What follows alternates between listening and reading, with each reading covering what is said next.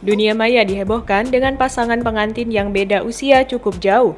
Dalam video yang beredar di media sosial, pengantin pria sudah terlihat seperti bapak-bapak, sedangkan sang pengantin wanita masih terlihat muda. Bahkan ada netizen yang menyangka kalau pria di sampingnya adalah bukan pengantin pria, melainkan adalah bapaknya. Netizen pun baru ngeh ketika melihat foto berikutnya yang berfoto bersama anak dari pengantin laki-laki tersebut. Dan di foto yang lain, sang pengantin pria berpose menggunakan seragam. Netizen pun mengomentari video tersebut dengan berbagai macam komentar.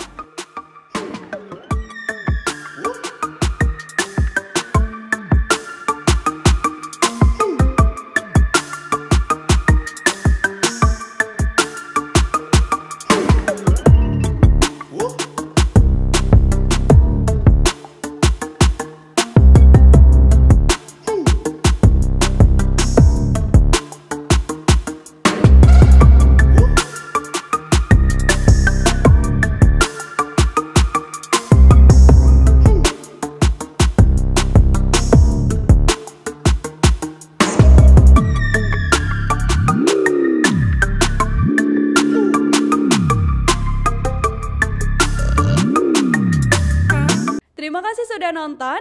Jangan lupa like, subscribe, dan share ya.